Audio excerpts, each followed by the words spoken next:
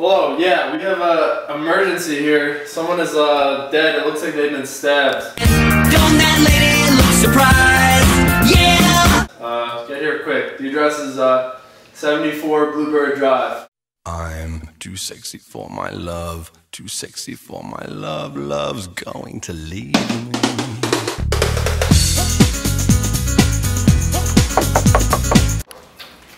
Hello, Officer Farmer. What's the condition of the body?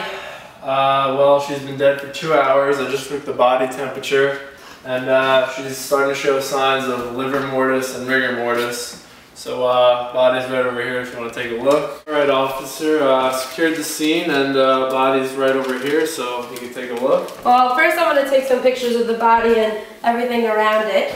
And then let me just take a picture of the whole scene in general. So, let me just get a quick picture of that.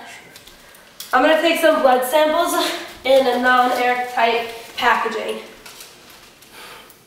Look what we have here. Is that a weapon? We got the weapon. I'm going to make sure I don't contaminate it with my my fingers. I'm just going to grab it. Get it? Pop it right in. And look, a note was left too. Oh Put that in the bag too. Put that in there as well. Put it in a different bag because we don't want to contaminate evidence. Exactly. I'm going to take some sketches of the scene. Okay.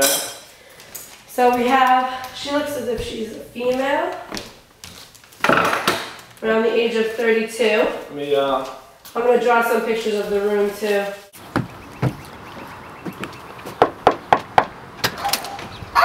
Afternoon. My name is Detective Jenkins. I have a few questions to ask you about the crime that took place down the block. Do you have a minute? Yeah, of course. Okay. If you want to step over. Okay, what? Okay, so how long have you lived in this house or been neighbors of Alexis Zabetics? Ever since I moved here, about 15 years now. Okay. And is everything been going smoothly, or you know, any problems lately around here? No, just recently, I've seen her ex-husband around a few times. I don't know, he comes around every few months.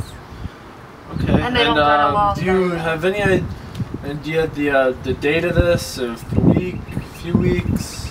Well, I think the last time he came was Cinco de Mayo. And do you remember anything in particular about that visit? That was close to the night of the attack. Yeah. Yeah, I heard like a lot of screaming from my window, and I had no idea what it was. I ran outside, but I didn't see anything. You didn't see anything? No. The door was shut, everything was fine. I thought I was just hearing things. Okay, could you maybe describe the husband a little bit to me of what you can recall? He's about 6'3", 6'4", brown hair, green eyes. He's an attractive looking man. There's a lot of those out there. Yes, there is. Yes, there is. Alright, well, if we have any more questions, we'll come back to you. You've been very helpful. Alright, thanks, officer. Thank you very much. Have a great good day. talking to you. There was a fingerprint on the weapon here, and what I did was I tested it and ran it through APHIS, and so whoever killed her doesn't have a criminal background because they didn't show up. But then, what I found funny was the weapon had been scrubbed, so I sprayed it with luminol, and there, blood showed up. So clearly, as you can tell, whoever killed her, the suspect, really tried to scrub off the blood. I also found a document that says, "Catch me if you can." And here you can see that it was written by a male, and everything starts to slant down, meaning that he's probably depressed. And his handwriting looks a little bit official, so he must be in a person of high power of some sort, but I'm not sure. So we're going to send it back to the lab for more testing. Did you end up questioning the neighbors? I did. She was pretty helpful. She had some good information. She thought that the ex-husband could be a possibility. We could look into that a little more. She gave a brief description. I have it written in my notes, but we can go towards that direction and see what happens. Well, that's good. I think we have a good start here because apparently the ex-husband is the person that we need to be talking to. Okay.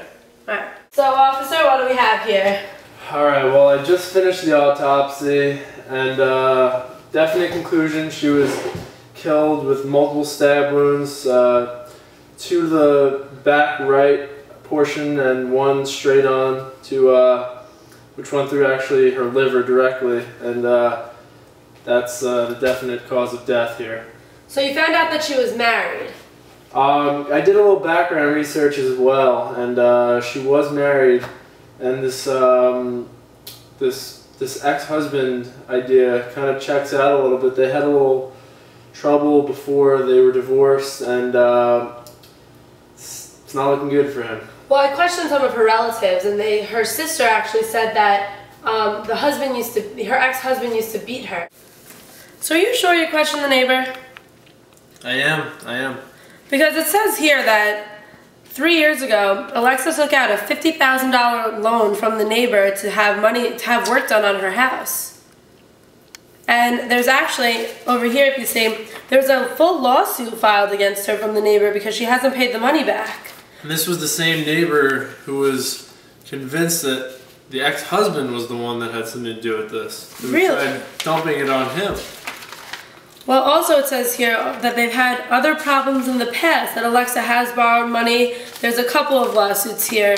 One for like stolen property. It says that Alexa stole things from the neighbor's house. Do you see? $1,500 worth of gold jewelry when she was house sitting one weekend. And that when she was cleaning, she ended up staining a couch. Wow. Apparently her and the neighbor have a lot of issues. Wow, it looks like we do need to get this neighbor back in here for a little further investigation. Yeah, you're right. Some of this definitely seems a little fishy, and let's bring him down to headquarters, question him a little bit. Sounds good to me. Looks like our prime suspect is here. Hi, it's so good to see you. How are you? I'm good, how are you? Thank you for coming. So basically what we wanted to do is we just wanted, to take some questions, a little writing sample, just to rule out everyone on the block as a suspect. It's no big deal, it's easy. Wait, come take a seat. Are you sure? I'm not calling you a suspect, we're just ruling you out just to make sure that nobody on the block did it. We have to do it for everyone. Okay. Come sit. I'll bring you a seat over here. Okay. So a few things are going to go down. Two of the things are, one is we need you to write us something. So can you just give us a description of the night of Cinco de Mayo, please? Do you want me to write it? Yes, please. Are you sure? I can talk if you want. Yeah, that's fine, you can write it. Okay.